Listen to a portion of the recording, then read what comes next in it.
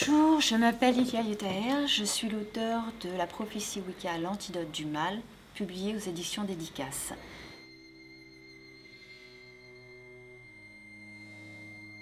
C'est un roman fantastique qui aborde le thème du bien contre le mal et des âmes sœurs.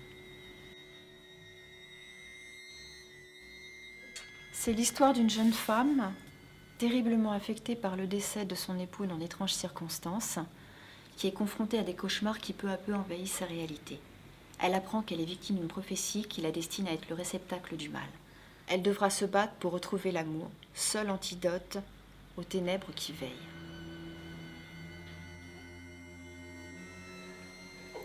Je vais vous lire un passage de mon livre, un passage important qui précède la bataille entre le bien et le mal. Une brèche s'ouvrit dans cette formation quasi militaire, dévoilant une femme nue suivie du reste de son armée. Son regard borgne étincelait de haine. Sous sa peau livide grignotée par les insectes, on devinait les écailles d'un reptile qui se déplaçait en ondulant. Naïma le cajolait lascivement. Il s'enroula autour de son cou, descendit sur sa poitrine. La démone se tortillait, se délectant de l'attouchement contre nature. Le serpent fit le tour de sa taille, descendit le long de sa jambe droite et remonta jusqu'à l'entrejambe de la femme. Elle se caressa intimement, apprivoisant son engeance qui sortit de son vagin. Le cobra royal échoua sur la terre, recouvert de fluide visqueux. Un alien Big Dog leva sa truffe pour humer l'air et se mit à hurler à la lune, rapidement imité par ses congénères. Les abominations évolaient à quatre pattes, n'avaient ni d'yeux, ni d'oreilles, mais une redoutable gueule garnie de dents tranchantes comme des lames de rasoir. Sur leur peau imberbe, recouverte de pustules, explosaient des mini-cratères aussi brûlants que le feu des enfers. Il s'approcha de l'avorton de Naïma et entreprit de le nettoyer de sa langue grappeuse. La démone appela à elle un phibien.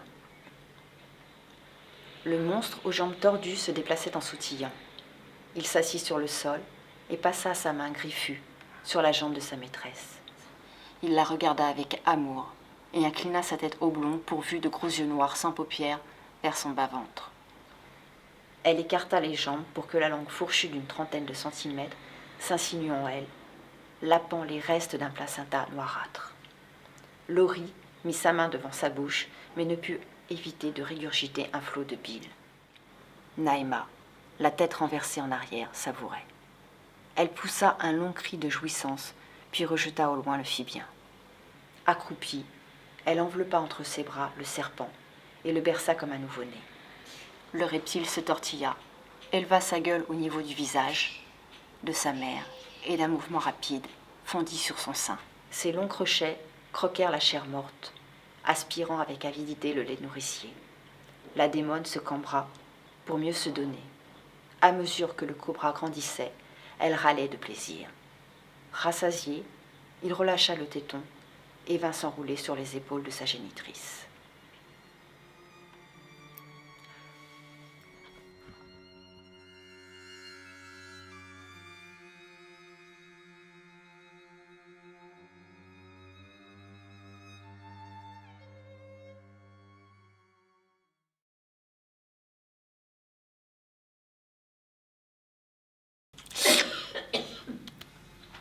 Présente l'armée maléfique.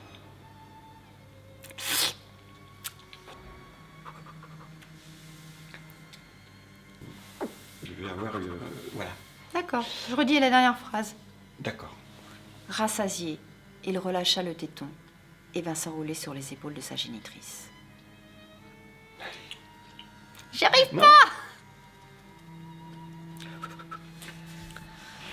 Donc on va... Ah, c'est parce que je suivais comme ça. Nature. Le serpent agitait un flot de bile.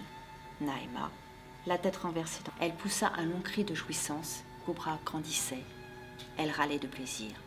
Rassasié, il relâcha le téton et vint s'enrouler sur les épaules de sa génitrice.